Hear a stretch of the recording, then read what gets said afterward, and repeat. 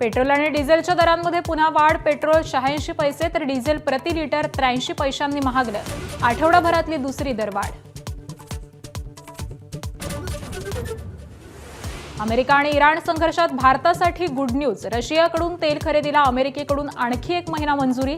कच्च्या तेलाचे भाव प्रति बॅरल $111 वर पोहोचल्यानं निर्णय.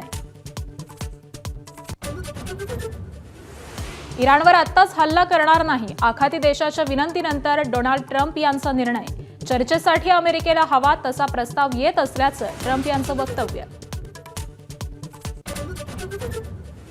नीट पेपरफुटी प्रकरणाची पाळंमुळं महाराष्ट्रात खोलवर. लोकप्रिय आरसीसी क्लासेस संचालक शिवराज मोटेगावकर अटकेत. मोबाईलचा डेटा रिकव्हर करत सीबीआयकडून बेड्या. 9 दिवसांच्या कोठडीत रवानगी.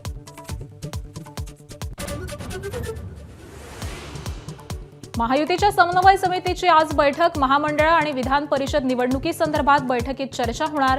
तिन्ही पक्षात समन्वय कसा राखला जाणार याकडे लक्ष.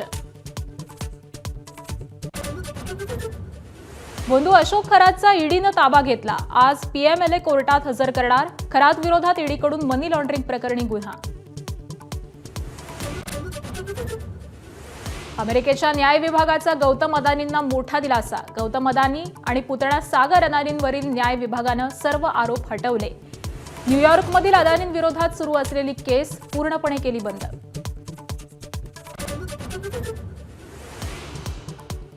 उद्या औषधांची दुकानं बंद राहणार. ऑनलाईन मेडिसिन विक्रीला विरोध. केंद्र सरकार ऑनलाईन विक्री रोखत नसल्यानं संपाचं हत्यार. सनरायझर्स हैदराबादचा सुपर किंग्सवरती 5 विकेट्सनं विजय. गुजरात आणि हैदराबादचा संघ प्लेऑफमध्ये. चेन्नईचं पॅकअप. पंतप्रधान नरेंद्र मोदींनी देशवासियांना आगामी काळात इंधनाचा वापर जपून करण्याचं कळकळीचं आवाहन केल्यानंतर अनेकांना भविष्यातील आर्थिक अरिष्टाची चाहूल लागली होती. ही भीती आता खरी ठरताना दिसत असून पेट्रोल आणि डिझेलच्या दरामध्ये दुसऱ्यांदा वाढ करण्यात आली आहे. यापूर्वी 15 मे रोजी पेट्रोलच्या दरात 3 रुपये आणि डिझेलच्या दरामध्ये 3.11 रुपयांची घसघशीत वाढ करण्यात आली होती. त्याला 4 दिवस उलटत नाहीत. तोच आता पेट्रोल आणि डिझेलच्या दरात दुसऱ्यांदा वाढ झाली आहे. पेट्रोलच्या दरात 86 पैसे आणि डिझेलच्या दरामध्ये 83 पैशांची वाढ करण्यात आली आहे. त्यामुळे पेट्रोलचा प्रति लिटर दर 107 रुपयांच्या पलीकडे जाऊन पोहोचलेला आहे. तर डिझेल प्रति लिटर 94 रुपयांच्या टप्प्याजवळ येऊन पोहोचले. आज सकाळपासूनच हे नवे दर लागू झालेले आहेत.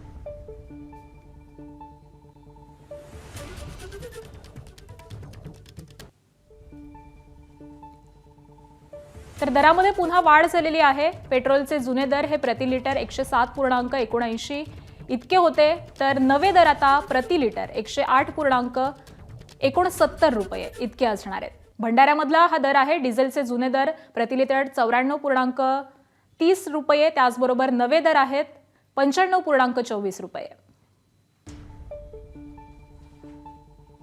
त्यानंतर सोलापुरातला पेट्रोलचा जुना दर होता 107.28 रुपये. नवीन दर आहे 108.21 रुपये. त्याचबरोबर डिझेलचा जुने दर 93.81 रुपये इतके होते आणि नवीन दर 94.75 रुपये इतका आहे. आणि सोलापूर नंतर नाशिकचा दर जाणून घेऊयात. पेट्रोल जुना दर 107.93 रुपये आणि नवीन दर आहे 108.84 रुपये.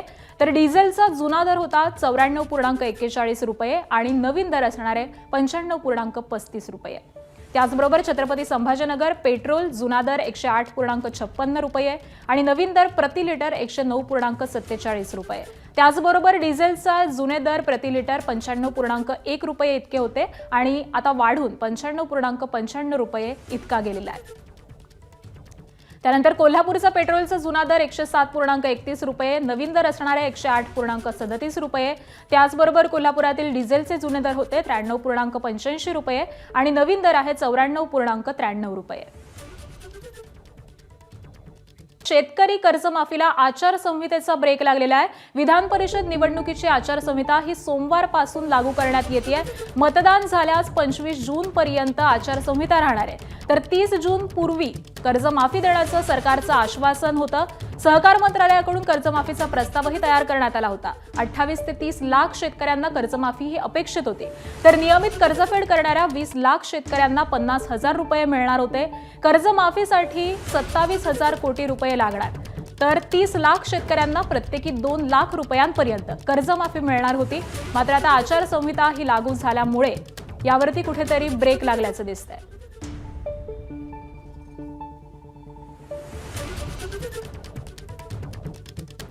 तर शेतकरी कर्जमाफीला आचारसंहितेचा कुठेतरी ब्रेक लागलेला आहे. राज्यामध्ये विधान परिषद निवडणुकीची रणधुमाळी ही आता सुरू झालेली आहे आणि त्याचमुळे आचारसंहिता देखील सोमवारपासून लागू करण्यात आली आहे आणि याचाच परिणाम कर्जमाफीवरती झालेला आहे. आणि याच सगळ्या संदर्भामध्ये आमदार बच्चू कडू सध्या आपल्यासोबत आहेत. कडूजी, खरं तर शेतकरी कर्जमाफी ही लवकरच होईल अशी अपेक्षा होती सगळ्यांनाच. मात्र आचारसंहिता एकीकडे लागू झालेली आहे आणि त्यामुळे याला ब्रेक लागल्याचं कळतंय. मला वाटतं काही अडचण तर नसायला पाहिजे, कारण घोषणा पहिलेच झाली आहे कर्जमाफीची. आणि घोषणा झाल्यानंतर आता फक्त शासन निर्णय काढणं गरजेचं आहे. 18 जून पर्यंत निवडणुका राहील, 18 किंवा जास्तीत जास्त 20 जून. आचारसंहिता 20 जून पर्यंतच राहील. त्याच्यामुळे म्हणजे 20 जून पर्यंत आता शेतकऱ्यांना थांबावं लागणार आहे याचा अर्थ? नाही, तसं थांबायची गरज नाही. 25 जून पर्यंत कडूजी आचारसंहिता ही लागू झालेली आहे आणि त्यामुळे आता 25 जून पर्यंत शेतकऱ्यांना थांबावं लागणार. थांबायचं कसं तुम्हाला लक्षात नाही आलं? तुम्ही लक्षात घ्या, पैसे हे बँकेत जमा होते, शेतकऱ्याच्या हाती भेटत नाही. लक्षात घ्या, पैसे काही शेतकऱ्याला भेटणार नाही, बँकेत जमा होईल आणि बँकच ते कापून घेईल. याच्यात शेतकऱ्याच्या हाती भेटणार आहे का पैसे? तर नाही भेटणार आहे. फक्त शेतकऱ्याच्या बँकेतलं कर्ज बोजा कमी होणार आहे, हे तुम्ही लक्षात घ्या. फक्त अडचण मी मागे सांगितली होती की बा आता पेरणीचे टाइम येणार, तर त्याला नवीन कर्ज भेटलं पाहिजे. त्या सुविधा करणं फार महत्वाचे. तुम्ही याच्यातलं गमक लक्षात घ्या. आपण काय करतोय, एका शेतकऱ्याचं काय आता कसं होणार? आता प्रत्यक्षात ही जी रक्कम आहे ही बँकेत जमा होईल शेतकऱ्याला. परंतु कडूजी, बँकेत जरी ही रक्कम जमा होणार असली तरी तो देखील आचारसंहितेचा भंगच होणार आहे. नाही, भंग होण्याचं कारण घोषणा अगोदरच अधिवेशनात केली आहे. तुम्ही लक्षात घ्या, घोषणा केल्यामुळं त्याच्या प्रोसेस पूर्ण झाल्या. फक्त GR आहे आणि जून किमान निधी झाला, एक दीड महिना लागेलच ना. म्हणजे कडूजी, तुमचं असं म्हणणं आहे की 25 जून पर्यंत ही कर्जमाफी होऊ शकते आचारसंहिता असली तरी? हा, अडचणच नाही काही, मला वाटत नाही काही. राजू शेट्टी सुद्धा आपल्यासोबत जोडले गेलेले आहेत. कडूजी, मी तुम्हाला विनंती करते तुम्ही असेच राहा. राजूजी नमस्कार. खरं तर ही एक अपडेट समोर येते की आचारसंहिता ही कालपासून लागू झालेली आहे आणि याचा कुठेतरी फटका ही जी कर्जमाफी होणार आहे त्यावरती होऊ शकतो. आपलं काय म्हणणं आहे? तांत्रिकदृष्ट्या त्याला अडथळा यायचं काही कारण नाही आहे. कारण हा निर्णय गेल्या वर्षीच झालेला आहे, गेल्या आर्थिक वर्षामध्ये झालेला आहे आणि या वर्षाच्या बजेटमध्ये त्याची तरतूदही करण्यात आलेली आहे. त्यामुळं ही बजेटरी प्रोव्हिजन असल्यामुळं तसं बघायला गेलं तर काहीच अडचण यायचं काही कारण नाही. परंतु आचारसंहितेचं कारण पुढे करून जर का सरकारनं टाळाटाळ करण्याचा प्रयत्न केला तर आम्ही मात्र गप्प बसणार नाही. बरं, शेट्टीजी, आपल्याला काय वाटतं की निर्णय तुम्ही म्हणताय की झालेला आहे, मात्र अजून देखील अंमलबजावणी कुठेही झाल्याचं दिसून येत नाहीये आणि आता आचारसंहिता लागलेली आहे. आचारसंहिता लागलेली असली तरी सुद्धा अर्थमंत्र्यांनी बजेटमध्ये घोषणा केलेली आहे आणि त्याचे तरतुदी केलेली आहे. त्याचबरोबर निर्णय तर आधीच यापूर्वीच झालेला आहे. त्यामुळं इथं कुठेही आचारसंहितेचा भंग होत नाही आहे. शिवाय ज्या निवडणुका आहेत त्या निवडणुका ह्या विधान परिषदेच्या आहेत आणि स्थानिक स्वराज्य संस्थांच्या आहेत. त्याच्यामध्ये कुठं मतदारांना आम्हीच दाखवायचा प्रश्नच येत नाही या निर्णयामुळे. बरं कडूजी, जसं राजू शेट्टीजी म्हणता आहेत की आचारसंहिता असली तरीही याचा कुठेही फटका बसणार नाही, असंच होईल आणि शेतकऱ्यांना मदत मिळणार का? हा, भेटणारच ना. काय झालंय तुम्ही लक्षात घ्या, मी मनापासून सांगतोय, हा शेतकऱ्यावरचा बोजा कमी होत आहे. बँकेतच पैसे जमा होणार, ते शेतकऱ्यापर्यंत जाणार नाही. तुम्ही हे प्रोसेस समजून घ्या. शेतकऱ्याच्या हाती पैसे भेटेल काय? तर नाही. शेतकऱ्याचा बोजा कमी होणार आहे. म्हणजे हे सगळी रक्कम कुठे जाईल? बँकेत जमा होईल. तर कर्जमाफीमध्ये सगळ्यात जास्त जो याच्यातला लाभार्थी आहे ना, तो बँक आहे. आणि बँकेचं न वसूल होणारं कर्ज आता सरकारच्या माध्यमातून वसूल होणार आहे. लक्षात घ्या तुम्ही. त्याच्यामुळे हा फायदा डायरेक्ट त्याला नवीन कर्ज भेटायसाठी सुविधा झाल्या पाहिजे. आपला प्रयत्न काय असला पाहिजे का त्याचं थकीत जेव्हा कर्जमुक्ती होईल तो त्याला नवीन कर्ज भेटणं फार, जो बँकेच्या बाहेर गेलेला शेतकरी आहे ना त्याला बँकेत आणणं गरजेचं आहे. त्याच्यासाठी हे कर्जमाफी आहे. हा. कडूजी, तुम्ही आता सत्तेत आहात आणि वारंवार शेतकऱ्यांचे प्रश्न तुम्ही उपस्थित करता.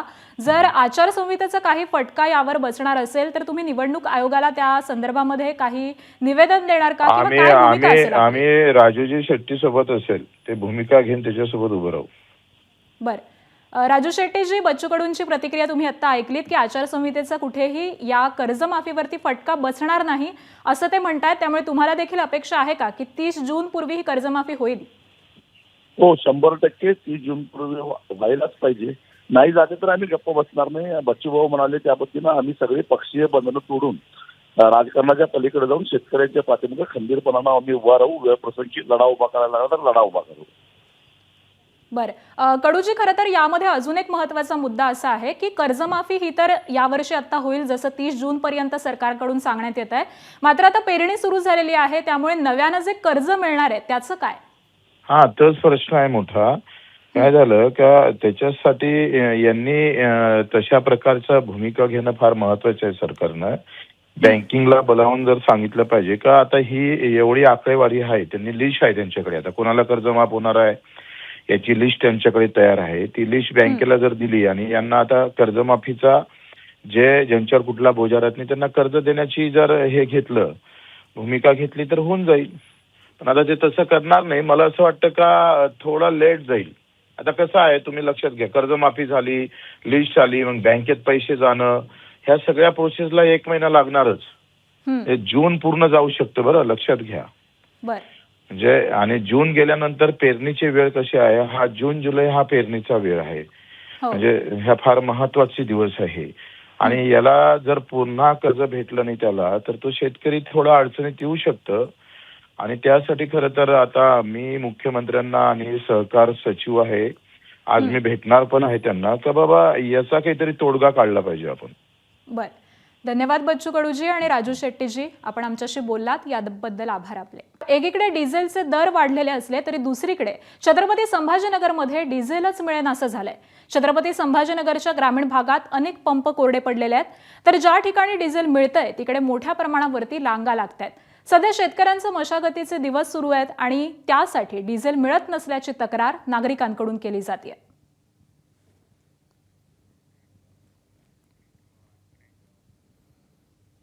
दरम्यान तिकडे बुलढाणा जिल्ह्यामध्ये मोठी इंधन टंचाई ही निर्माण झालेली आहे. शेतीच्या मशागतीला ट्रॅक्टरसाठी डिझेल मिळत नसल्यानं शेतीची कामं ही खोळंबली आहेत. 6व्या दिवशी देखील शेतकरी आणि वाहनधारकांनी पेट्रोल पंपावरती रांगेत रात्र काढली, मात्र तरी देखील डिझेल न मिळाल्यामुळे अनेक शेतकरी संतप्त झालेत. काल रात्री जिल्ह्यामध्ये 166 पेट्रोल पंपांपैकी फक्त 22 पेट्रोल पंपांवरती डिझेल उपलब्ध होतं. मात्र प्रत्येक ठिकाणी मोठी रांग आणि गर्दी असल्यामुळे अनेकांना डिझेल हे मिळू शकलेलं नाहीये.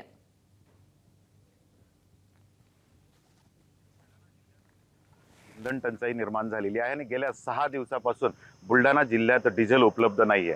आधीच इंधन टंचाईचा मार आणि त्यात दरवाढीचा भार असं काहीसं चित्र जिल्ह्यात आहे आणि त्याचा फटका आता शेतकऱ्यांना बसायला सुरुवात झाली आहे.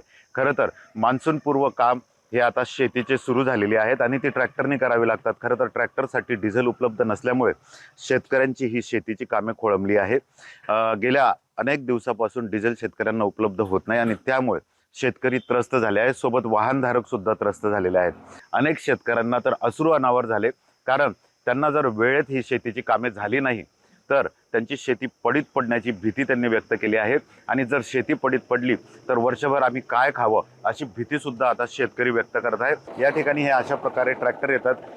ट्रॅक्टर आल्यानंतर या ठिकाणी डिझेल उपलब्ध नसल्यामुळे त्यांना डिझेल मिळत नाही आणि ते या ठिकाणाहून निघून जातात. अशा प्रकारे वाहनधारकांनी रात्र जागून काढलेली आहे. मोठ्या रांगा पेट्रोल पंपावर आपल्याला बघायला मिळत आहे, मात्र तरीही परिस्थिती सुधारत नाही. सरकारने लवकरात लवकर डिझेलचा पुरवठा करावा आणि शेतीची खोळंबलेली कामे तात्काळ मार्गी लावावी अशी मागणी सुद्धा आता शेतकरी करताना आपल्याला दिसत आहे. कॅमेरामन शांतारामसह डॉक्टर संजय महाजन, एबीपी माझा, बुलढाणा. तर डिझेलसाठी येऊन उभे राहून राहिले. आज शेतीचं काम आहे, पेरण्या पाण्याचे दिवस येऊन राहिले. या सरकारला हे समजायला पाहिजे. मोदी साहेबांना भाव वाढवले, शेतकऱ्याची खरंच चिंता आहे का? काहीच चिंता नाही. दौरे चालू आहेत मोदी साहेबाचे आणि कास्तकार इकडे मरून आला. एक तर भावामुळे मरते, इकडे शेतीच्या कामासाठी मरते. काय ते मोदी साहेबाचे दौरे चालू राहतात आणि फडणवीस साहेबाचे बी मिटिंगा चालू राहतात. फक्त राज्य सरकारचं बी काम आहे कमीत कमी हे डिझेल पेट्रोलची सुविधा करून द्यावं. आता कोणत्याही पेट्रोल पंपावर गेलो तर 500 रुपयाचं डिझेल देऊन राहिलं. त्या ट्रॅक्टरवाल्याने 500 रुपयाचं ट्रॅक्टरमध्ये टाकलं ते शेतीचं काम किती घंटे कराल. वाशिममध्ये देखील सलग 5व्या दिवशी शेतकरी आणि वाहन चालकांच्या डिझेल मिळवण्यासाठी रांगा लागल्याचं चित्र पाहायला मिळत आहे. काल दुपारनंतर अनेक पेट्रोल पंपांवरती डिझेल पुरवठा सुरळीत होण्यास सुरुवात झालेली होती. मात्र मागणी अधिक आणि पुरवठा कमी होत असल्यामुळे सलग 5व्या दिवशी पंपावरती रांगा लागलेल्या होत्या. पेट्रोल पंपावरूनच आढावा घेतलाय आमचे प्रतिनिधी मनोज जयस्वाल यांनी. बघूयात. डिझेल मिळावं यासाठी वाहनधारकांनी शेतकऱ्यांनी मोठ्या प्रमाणात रांगा केल्याचं चित्र आपल्याला पाहायला मिळतंय. मी सध्या वाशिमच्या काकडदाती परिसरातील असलेल्या एका पेट्रोल पंपावर आहो आणि नागरिकांनी इथं मोठ्या प्रमाणात डिझेल मिळवण्यासाठी गर्दी केल्याचं चित्र आहे. इथं कॅनाच्या डिझेलच्या कॅनासाठी मोठ्याला रांगा लागल्याचं चित्र आहे. शेतीच्या मशागतीचे काम अंतिम टप्प्यात आहेत. खरीप हंगाम तोंडावर आहे. याकरिता ही गर्दी असल्याचं चित्र सध्या पाहायला मिळतंय. एकूण जर पाहायला गेलं तर मागणी जास्त आणि पुरवठा कमी यानुसार पाहायला गेलं तर इथं डिझेल कमी मिळत असल्याने शेतकऱ्यांची गर्दी वाढत असल्याचं चित्र आहे. आपण बघू शकतो की ही ज्या लांबच लांब रांगा आहेत आणि या रांगेमध्ये जर पाहायला गेलं तर मोठ्या प्रमाणात नागरिकांनी गर्दी केल्याचं चित्र आहे. बोरवेल मशीन असेल, JCB मशीन असेल, ट्रक असतील, वाहन असतील, इतर त्यांनाही ही डिझेल गरजेचं असते. त्याकरिता ह्या रांगा लागल्याचं चित्र आहे. आपल्यासोबत नागरिक आहे बोलायसाठी. दादा मला सांगा काय कशासाठी तुम्ही रांगा लागली? मी डिझेलसाठी रांगत लागलो आणि ट्रॅक्टर आहे माझ्याकडे. तर ट्रॅक्टरला कमीत कमी रोजचं 6,000 डिझेल लागते. त्याच्यामुळं भरपूर डिझेल लागणार आहे. कमीत कमी पेरणी होईपर्यंत तरी सरकारनं डिझेल अवेलेबल करून द्यायला हवं आणि वाशिम जिल्ह्यासाठी अतिरिक्त साठा हा देण्यात यावा. कारण किती तुम्हाला मिळते रोजचं डिझेल? काय रोजचं काय एक का नाही तर 2 पंपावर डिझेल येते. 3,000चं नाही तर 2,000 डिझेल मिळते. ट्रॅक्टरला 6,000 डिझेल लागते. त्याच्यामुळे जसं प्रॉब्लेम येतात ट्रॅक्टर उभे राहायला लागले. शेतीचे कामं खोळंबलेले आहेत सध्याच्या परिस्थितीमध्ये. आणखी किती दिवस तुम्हाला पेट्रोल डिझेलची आवश्यकता असं वाटते तुम्हाला? कमीत कमी 6व्या महिन्याच्या 20 तारखेपर्यंत जो रोग पेरणी होणार नाही तो रोग तर डिझेलची आवश्यकता आहेच. त्याच्यानंतर एकूण जर पाहायला गेलं तर पेरणी होईपर्यंत सरकारनं डिझेल उपलब्ध करून द्यावं अशी मागणी शेतकऱ्यांकडून केली जात आहे. 2,000ची मर्यादा न ठेवता मागेल तितकं शेतकऱ्याला डिझेल देण्यात यावं असेही शेतकऱ्यांकडून सांगण्यात येत आहे. मनोज जयस्वाल, ABP माझा, वाशिम. मुंबईमध्ये पावाच्या लादी महागलेल्या आहेत. प्रति लादी 5 रुपयांची वाढ झालेली आहे आणि त्यामुळे वडापाव आणि अन्य पावाच्या पदार्थांवरती त्याचा परिणाम होणार आहे. काही ठिकाणी ब्राऊन ब्रेडच्या किमती 45 रुपयांवरून 50 रुपयांपर्यंत पोहोचलेल्या आहेत. सर्वसामान्यांच्या खिशाला यामुळे फटका बसणार आहे.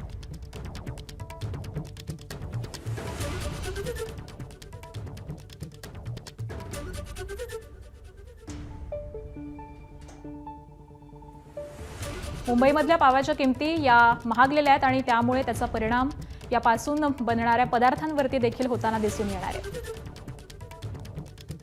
बातमी आहे पुण्यातून. पुण्यातील सिंहगड रस्त्यावरील नवले पुलावरती बेदम मारहाणीची घटना घडलेली आहे. जुन्या वादातून कोयता आणि बांबूनं बेदम मारहाण करण्यात आली आहे. तर मारहाणी दरम्यान पीडित व्यक्ती पुलावरून खाली कोसळलेला आहे. पुण्यातील बेदम मारहाणीचा व्हिडिओ हा देखील सध्या व्हायरल होतोय.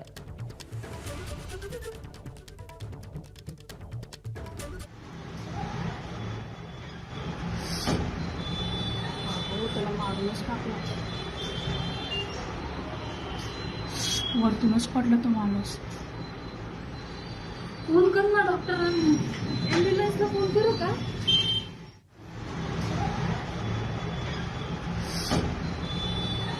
त्याला मारूनच टाकला.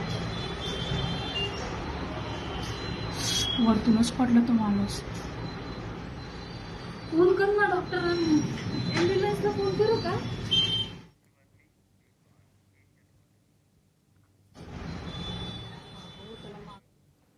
आणि पुढची एक महत्त्वाची बातमी जाणून घेऊयात. बेकायदेशीरपणे आणि नियमबाह्यपणे ऑनलाईन ॲप्सवरून औषधांची मोठ्या प्रमाणात विक्री होते.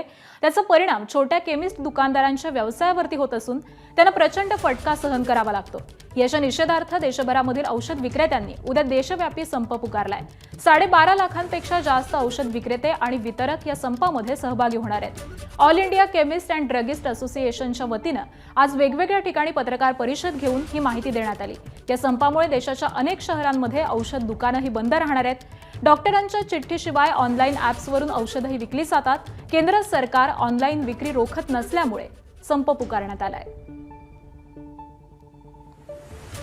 आणि बेकायदेशीर ऑनलाईन औषध विक्रीच्या विरोधात अखिल भारतीय औषध विक्रेता संघटनेनं 20 मे रोजी देशव्यापी बंदची हाक दिली आहे. ऑनलाईन औषध विक्री बंद करा, कॉर्पोरेटर्सद्वारे अव्यावसायिक डिस्काउंट बंद करा, त्याचबरोबर बनावट औषध यावरती कारवाई करा, या मागण्यांसाठी हा बंद पाळण्यात येणार आहे. या बंदमध्ये सांगली जिल्ह्यातील सर्व औषध विक्रेते आज रात्री 12 वाजल्यापासून बंदमध्ये सहभागी होणार आहेत. जवळपास देशातील 1.5 लाख केमिस्ट या बंदमध्ये सहभागी होणार आहेत, अशी माहिती महाराष्ट्र राज्य केमिस्ट अँड ड्रगिस्ट असोसिएशनचे PRO विजय पाटील यांनी दिली आहे.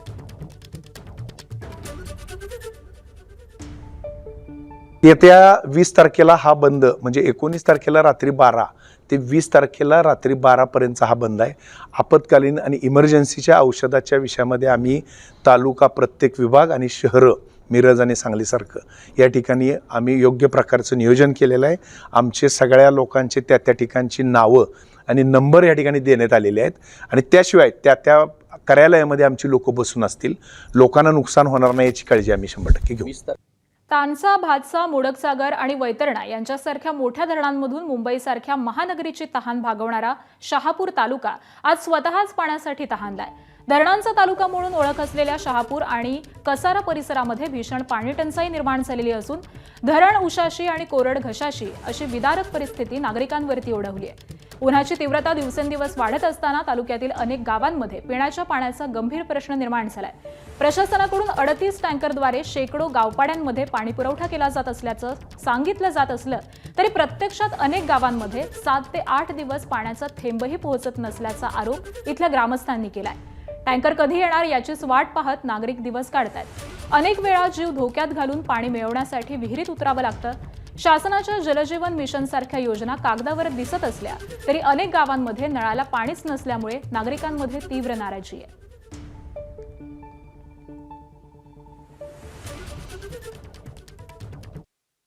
आम्हाला पाणीच नाही तर आम्हाला 1-1 किलोमीटर 2-2 किलोमीटर जायला लागते पाण्यासाठी आणि ते पण पाणी दुपारून जायला लागते. उन्हाचा भर राहते आणि इकडनं आमचे गावाजवळून पाईपलाईन गेले मुंबईला पाणी जातो तरी आम्हाला पाणी नाही जवळ. पुरी राहते मग खाली पाणी जातं मग उतरायला लागत आणि जीवाचा धोका असतो. पाणी इथे थोडंसंच आहे त्याच्यामुळे अख्खा दिवस बसायला लागते. थोडा 1-2 हांडे भेटतात नाही तेव्हा भेटतच नाही. म्हणजे जास्त नंबर टँकर नाही सोडलं तर हे एवढंसं पाणी अख्ख्या गावाला नाही पुरत. 1-1, 2-2 तास इथं बसायला लागत आहे. पाणी नाही भेटत. पोरांना इथं घेऊन यायला लागतं आहे. पियाला पाणी नाही. किती उन्हातानात हिंडायला लागतं आहे. टँकर बरेच दूर आहे. हां, पाणी पण नाही भेटत पियाला, काय नाही. शरद पवारांनी उद्या राष्ट्रवादीच्या पदाधिकाऱ्यांची बैठक बोलावलेली आहे. पक्षाची पुढील दिशा ठरवण्यासाठी शरद पवारांनी ही बैठक बोलावल्याचं कळतंय. राष्ट्रवादीचे वरिष्ठ नेते फडणवीसांना भेटत असल्यामुळे राष्ट्रवादीत नाराजीची देखील चर्चा आहे. तर आज सुनेत्रा पवारांच्या उपस्थितीत बैठक पार पडणार आहे आणि उद्या शरद पवारांनी आता बैठक बोलावलेली आहे. तटकरेंनी मुख्यमंत्र्यांची भेट घेतल्यानंतर राष्ट्रवादीतल्या घडामोडींना वेग आलेला आहे. संघटना बांधणी संदर्भामध्ये या बैठकीत चर्चा होणार असल्याची माहिती मिळते. तर शरद पवार यशवंतराव चव्हाण सेंटरला होणाऱ्या बैठकीतून हे जाणून घेणार आहेत. आणि याच सगळ्या संदर्भातली अधिकची माहिती आपण जाणून घेऊयात, चर्चा करूयात आमचे प्रतिनिधी मंदार गोंजारी यांच्याशी. मंदार, खरं तर दोन्ही राष्ट्रवादीमध्ये गेल्या काही दिवसांपासून ज्या घडामोडी घडतायत, ज्या भेटीगाठी होत आहेत, त्या पार्श्वभूमीवरती या बैठका किती महत्त्वपूर्ण असणार आहेत? उद्याची बैठक शरद पवारांनी त्यांच्या पक्षामधला निर्णय घेण्यासाठी बोलावलेली आहे. या बैठकीत शरद पवार त्यांच्या पक्षातील प्रमुख नेत्यांसोबत चर्चा करणार आहेत. या प्रमुख नेत्यांचा आदमास घेण्याचा, त्यांचं मत नक्की काय आहे हे आजमावण्याचा शरद पवार प्रयत्न करणार आहेत आणि त्यानंतर शरद पवार त्यांचा निर्णय घेणार आहेत. या बैठकीमध्ये जे आमंत्रित केलेले नेते आहेत ते वर्षानुवर्ष शरद पवारांसोबत काम केलेले आहेतच, मात्र त्याचबरोबर जे नवीन फळीतले नेते आहेत जसं की युगेंद्र पवार असतील किंवा इतर तरुण नेते असतील त्यांना देखील या बैठकीला आमंत्रित करण्यात आलं आहे. त्यामुळं पक्षाची पुढची दिशा काय असेल, नव्या पिढीला काय वाटतं, आपण कोणासोबत राहून राजकारण करावं याचा शरद पवार आदमास घेणार आहेत. या बैठकीमध्ये पक्षाचं स्वतंत्र अस्तित्व कायम ठेवायचं का, आणि तसं जर ठेवायचं ठरलं तर नव्याने पक्षबांधणी करावी लागेल, याबद्दल चर्चा होणार आहे. भारतीय जनता पक्षासोबत हा पक्ष जाऊ शकतो का याबद्दल चर्चा होणार आहे. आणि त्याचबरोबर तिसरा पर्याय जो आहे तो काँग्रेसचा, आणि काँग्रेससोबत अर्थात महाविकास आघाडीसोबत हा पक्ष आहेच, मात्र पुढची वाटचाल या नेत्यांची, पक्ष म्हणून नाही तर या नेत्यांची कोणासोबत होणार हे या बैठकीमध्ये आजमावण्याचा शरद पवारांचा प्रयत्न असणार आहे. त्यामुळं या बैठकीला महत्त्व आहे. शरद पवारांनी ही बैठक त्यांच्या पक्षाचा निर्णय घेण्यासाठी बोलावलेली आहे. मात्र सुरुवातीला तू जसं म्हणालीस की सुनेत्रा पवारांच्या नेतृत्वाखालील राष्ट्रवादी काँग्रेस हा जो पक्ष आहे त्या पक्षामध्ये ज्या घडामोडी घडत आहेत त्या घडामोडींचा परिणाम अप्रत्यक्षरित्या का होईना शरद पवारांच्या पक्षावरती पडतो आहे. सुनील तटकरे असतील किंवा इतर नेते असतील हे नाराज असल्याचं बोललं जात आहे. त्यांनी मुख्यमंत्र्यांची जशी भेट घेतली सुनील तटकरेंनी, तशी शरद पवारांची देखील काही दिवसांपूर्वी भेट घेतलेली होती. त्या पक्षातील आमदारांचा जो मतप्रवाह आहे तो देखील या शरद पवारांच्या पक्षातील जी बैठक होणार आहे नेत्यांची त्याच्यावरती परिणाम करू शकतो. त्यामुळे उद्याची बैठक जी मुंबईमध्ये होणार आहे ही बैठक अत्यंत महत्त्वाची ठरणार आहे. या बैठकी संदर्भातले अपडेट्स देखील तुमच्याकडून वेळोवेळी जाणून घेऊ. तुर्तास धन्यवाद मंदार या सविस्तर माहितीसाठी. विधान परिषदेच्या स्थानिक स्वराज्य संस्थेच्या 16 जागांसाठी निवडणूक होतीये. यातील 2 जागांवरती राष्ट्रवादी इच्छुक आहे. रायगड, रत्नागिरी आणि पुणे या 2 जागांवरती राष्ट्रवादीचा दावा आहे. रायगड रत्नागिरीमधून माजी आमदार अनिकेत तटकरे, राजीव साबळे, अजित यशवंतराव हे इच्छुक आहेत. राजीव साबळे सुनेत्रा पवारांना भेटायला पोहोचलेले आहेत. अजित यशवंतराव हे देखील सुनेत्रा पवारांना भेटण्यासाठी पोहोचलेले आहेत. तर पुण्याच्या स्थानिक स्वराज्य संस्थेच्या जागेवरती निवडणूक लढवण्यासाठी माजी आमदार सुनील टिंगरे, विक्रम काकडे, माजी आमदार रमेश अप्पा थोरात, माजी आमदार विलास लांडे, नाना काटे हे इच्छुक आहेत. पुण्यातून इच्छुक रमेश अप्पा थोरात सुनेत्रा पवारांना भेटण्यासाठी आता दाखल झालेत. आणि याच सगळ्या संदर्भामध्ये अपडेट जाणून घेऊयात. आमचे प्रतिनिधी निलेश बुधावले सध्या आपल्यासोबत आहेत. निलेश, या विधान परिषदेच्या निवडणुकीच्या अनुषंगानं राष्ट्रवादीमध्ये इच्छुकांची भाऊगर्दी दिसतेय. कशा पद्धतीनं निवड करण्यात येईल?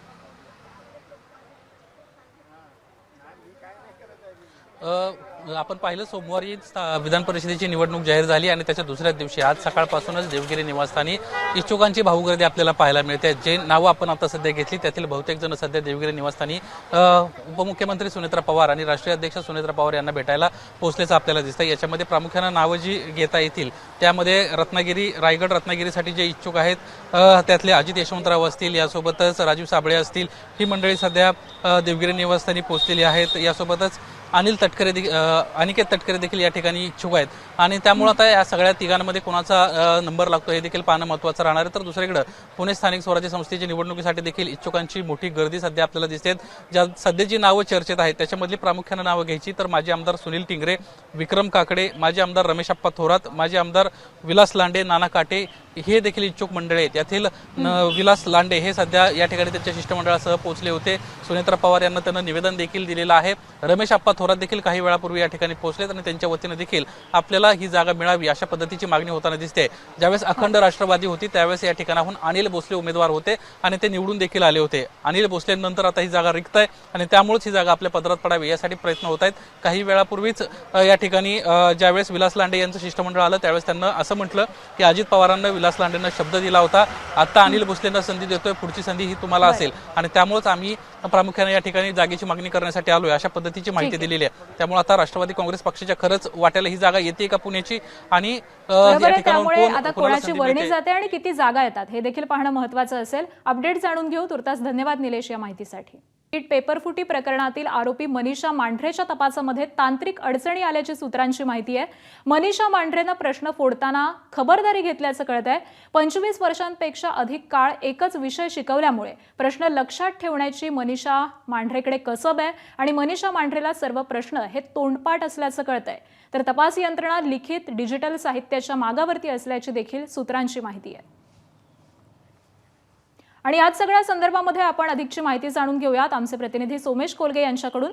सोमेश, मनीषा मांढरेच्या तपासामध्ये काही तांत्रिक अडचणी आलेल्या आहेत. कशा पद्धतीने हा तपास नेमका सुरू आहे आता? नीट UG पेपर लीक प्रकरणात जी ऑर्गनाइज्ड पेपर लीक गँग ॲक्टिव्ह होती त्या सगळ्यांमध्ये मनीषा मांढरेंच्या बाबतीमध्ये काही महत्त्वाचे धागेदोरे आपल्या हाती लागलेले आहेत. त्यापैकी एक गोष्ट म्हणजे मनीषा मांढरेची स्वतःची स्मरणशक्ती चांगली होती आणि त्यामुळे सर्व प्रश्न जवळपास तिने स्वतःच्या डोक्यात लक्षात ठेवले होते. याचा कुठेही ट्रेसेस किंवा त्याचा पाठीमागे पुरावा मागे सोडलेला नव्हता आणि याचा हे एक प्रकारचं आव्हान देखील उभं राहिलं आहे. कारण आपल्याला सर्वांना माहिती आहे की इन्क्रिमिनेटिंग एव्हिडन्सेस, इन्क्रिमिनेटिंग मटेरियल हे तपास यंत्रणांना शोधावं लागतं आरोपीच्या विरोधामध्ये. आणि सध्या मनीषा मांढरेच्या विरोधात मनीषा वाघमारेचं स्टेटमेंट आहे, परंतु मनीषा वाघमारे ही एक अन्य आरोपी आहे. केवळ त्या स्टेटमेंटसह मनीषा वाघमारेच्या विरोधात काही तपशील सापडतात का, काही पुरावे सापडतात का, काही डिजिटल एव्हिडन्सेस सापडतात का, काही लिखित साहित्य सापडतं का, याचा शोध CBI घेत आहेत. कारण मांढरेंनी जी खबरदारी बाळगली होती की सर्व प्रश्न डोक्यात लक्षात ठेवायचे आणि त्यानंतर मग ते विद्यार्थ्यांना पास ऑन करायचे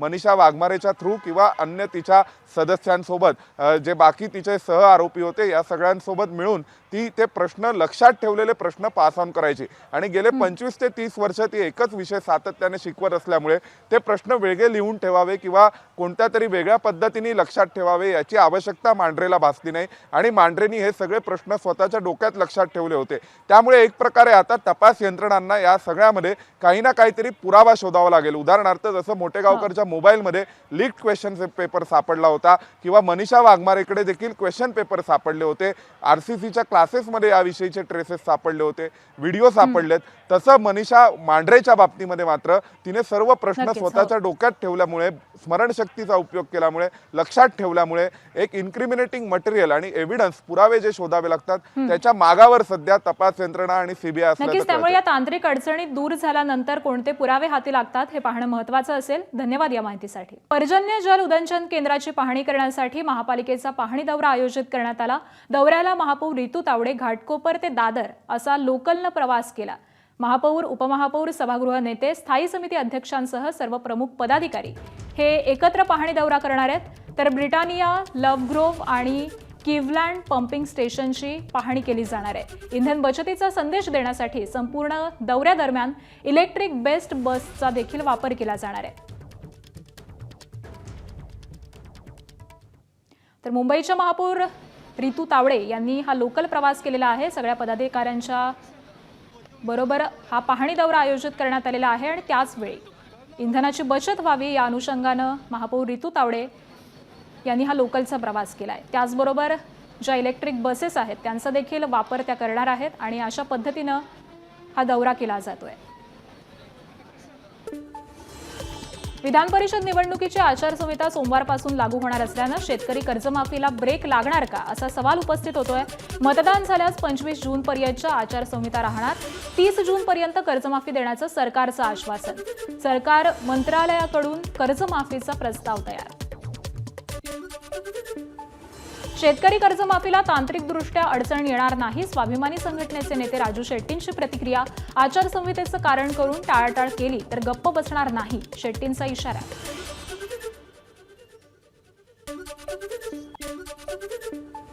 मुंबईकरांचा आवडीचे पदार्थ आता महाग होणार. मुंबईत पावाच्या लादी महागल्या. प्रति लादी 5 रुपयांची वाढ. वडापाव, समोसा पाव, मिसळ पाव, पावभाजी आणि भुर्जी पावाचे दरही वाढणार.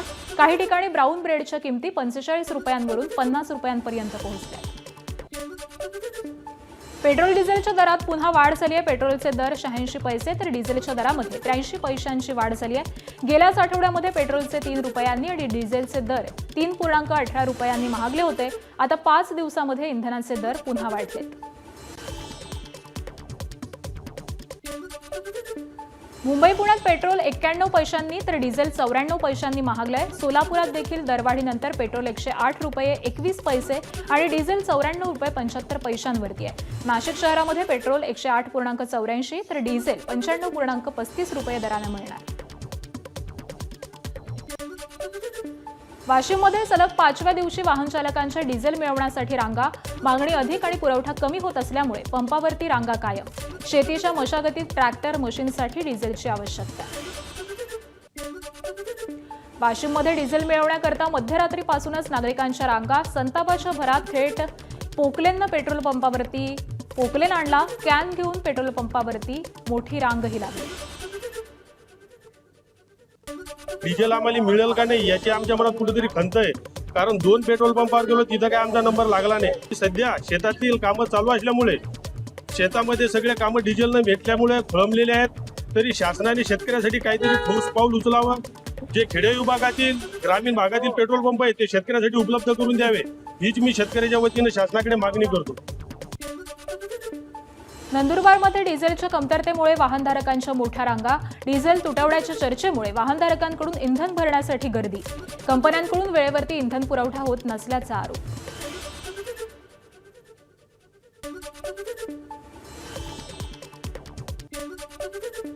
छत्रपती संभाजीनगरच्या ग्रामीण भागात अनेक पंप कोरडे ठाक. डिझेल मिळवणाऱ्या पंपावरती मोठ्या रांगा. शेतीच्या मशागतीचे दिवस असून डिझेल मिळत नसल्यानं संताप व्यक्त. अमेरिका आणि इराण संघर्षात भारतासाठी गुड न्यूज. रशियाकडून तेल खरेदीला अमेरिकेकडून भारताला आणखी 1 महिना मंजुरी. कच्च्या तेलाचे भाव प्रति बॅरल $111वर पोहोचल्यानं निर्णय. दरवाढीनंतरही भारतीय तेल कंपन्यांना रोज 750 कोटींचा तोटा. मार्चमध्ये 2.25 दशलक्ष बॅरल तर एप्रिलमध्ये 2.1 दशलक्ष बॅरलची खरेदी झाली आहे. औषध दुकानदार उद्या दुकानं बंद ठेवणार. 12.5 लाखांपेक्षा जास्त औषध विक्रेते वितरक संपात सहभागी होणार. औषधांच्या ऑनलाईन विक्रीला दुकानदारांचा कडाडून विरोध. केंद्र सरकार ऑनलाईन विक्री रोखत नसल्यानं संपाचं हत्यार. All India chemist and druggist असोसिएशनची माहिती आहे. मानवाधिकारांचं उल्लंघन होत असल्याचा आरोप भारतानं फेटाळलेला आहे. पंतप्रधानांच्या नॉर्वे दौऱ्यामध्ये परराष्ट्र मंत्रालयानं हे आरोप फेटाळलेत. आमच्याकडे स्वातंत्र्य मिळाल्यापासून महिलांना समान अधिकार दिला जातो असं भारतानं म्हटलंय. तर मतदानाद्वारे आम्ही सरकार बदलतो असं देखील भारतानं स्पष्ट केलंय.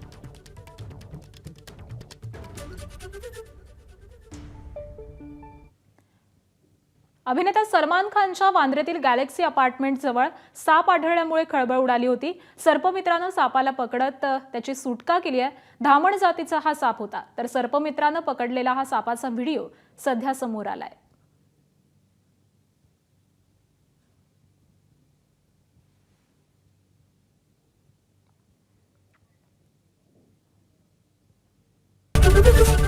एबीपी माझा, उघडा डोळे बघा नीट.